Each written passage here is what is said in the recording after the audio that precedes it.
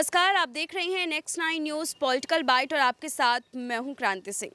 आपको बता दें कि गौरव वल्लभ का एक बड़ा बयान सामने आ गया है। कांग्रेस नेता गौरव वल्लभ ने इस बार बीजेपी के खेमे पर हमला करते हुए सीधे तौर पर पीएम मोदी के एक फॉर्मूले पर सवाल उठाया है और कहा है कि ये फॉर्मूला अब देश के युवाओं को भी सिखा दे। क्या कुछ कह रहे थे गौरव वल्लभ, सुनिए। आज का 85वां महाधिवेशन एक ऐतिहासिक भारत जोड़ो यात्रा के बाद हो रहा है।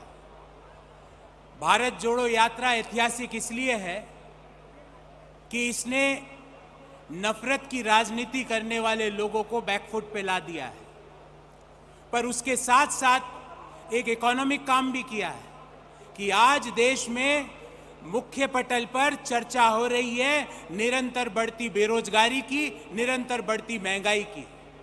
आज चर्चा देश में अमृतकाल की नहीं हो रही है और नहीं चाहिए हमें ऐसा अमृतकाल जहां पर देश में भुखमरी की रैंकिंग 121 देशों में 107वें नंबर पर हो।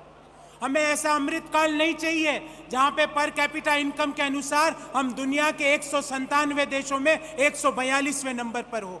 हमें ऐसा अमृतकाल नहीं चाहिए जहां पर 600 से ज्यादा हिंदुस्तान के लोग हिंदुस्तान छोड़ के दूसरे देशों में व्यापार सेट कर रहे हो। हमें ऐसा अमृतकाल नहीं चाहिए जहां पे देश में जेंडर गैप इंडेक्स 135वें नंबर पर हो। हमें ऐसा अमृतकाल भी नहीं चाहिए जहां पर दुनिया में सबसे ज्यादा गरीब आज कहीं है तो वो हिंदुस्तान में है, 23 करोड़ लोग गरीब हैं। दूसरी ओर यूपीए सरकार का 10 साल का काम वो है और वो काम क्या था कि 27 करोड़ लोगों को गरीबी से बाहर लेकर आने का काम किया। हमने आर्थिक प्रस्ताव आज आप सबके सामने रखा, उसके 2-3 मुख्य बिंदुओं पे आपका ध्यान आकर्षित करना चाहूंगा। हमें ऐसा अमृतकाल नहीं चाहिए जो 45 साल की सबसे बुरी बेरोजगारी देश के युवाओं पर थोपता हो। हमें ऐसा अमृतकाल नहीं चाहिए जहां पे 60% हिंदुस्तान के काम करने वाले लोग रोजगार की तलाश ही नहीं कर रहे क्योंकि वो हताश हो चुके हैं सरकार की नीतियों से। और ये नोटबंदी से लेकर तालाबंदी का सफर हुआ। इस नोटबंदी से लेकर तालाबंदी के सफर ने सिर्फ एक ही काम कराया, एमएसएमई और छोटे उद्योगों पर ताले लगवा दिए। और आज जो मैं एक आंकड़ा आप सबके सामने रख रहा हूं, CIA consortium of Indian associations का एक आंकड़ा, वो कहता है 76% एमएसएमई लॉस में चल रहे हैं। अरे चलेंगे ही ना, क्योंकि देश की सरकार सिर्फ 2 लोगों के बारे में सोचती है, उस सेक्टर के बारे में नहीं सोचती जो 12 करोड़ लोगों को डायरेक्ट रोजगार देते हैं।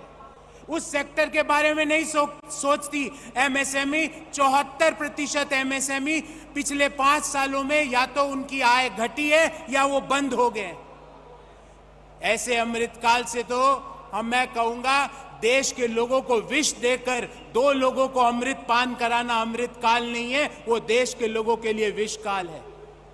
इसलिए हमने हमारे आर्थिक प्रस्ताव में भी, आपने ध्यानपूर्वक पढ़ा होगा, हमने कई मुद्दों पे बात की। एक अहम मुद्दा आपके सामने रखना चाहता हूं। हम ये चाहते हैं कि देश में अर्थव्यवस्था में सिर्फ फोकस जीडीपी ग्रोथ पर ही ना हो, फोकस इस बात पर हो कि देश में नए रोजगार का सृजन कितना हुआ हो, देश में लोगों की जीवन स्तर में सुधार किस तरह हुआ हो, देश में लोग किस तरह खुशहाली और अपने सपनों को पूरा कर रहे हैं। हमने ये प्रस्ताव किया कि हम जो आर्थिक हमारा जो मॉडल है, जो 1991 का जो मॉडल डॉक्टर मनमोहन सिंह जी ने दिया, और उसके कारण देश में एक बड़ा तबका मिडिल क्लास आया। उस मिडिल क्लास को आज की सरकार की नीतियां लोअर इनकम ग्रुप में ट्रांसफर कर रही है और लोअर इनकम ग्रुप को पॉवर्टी में ट्रांसफर कर रही है। हमारे मॉडल में हम इंक्लूसिव डेवलपमेंट की बात करते हैं, ऐसे विकास की बात करते हैं जहां पे विकास यात्रा का फायदा हर व्यक्ति को मिले, सिर्फ 2 व्यक्तियों को नहीं। देश में अगर 10%, 8%, 6% विकास दर आती है तो सिर्फ 2 लोग आगे बढ़ते हैं। 600वें नंबर का आदमी दुनिया का दूसरे नंबर का रईस बन जाता है। अरे ये फॉर्मूला देश के युवाओं को भी दे दो मोदी जी, कि वो 600 नंबर वो आदमी देश में दुनिया में दूसरे नंबर का रईस कैसे बन गया। देश के युवाओं को वो फॉर्मूला दे दो, एमएसएमईज को वो फॉर्मूला दे दो। बार बार मुझे अपनी बात संक्षिप्त में समाप्त करने का निर्देश मिल रहा है।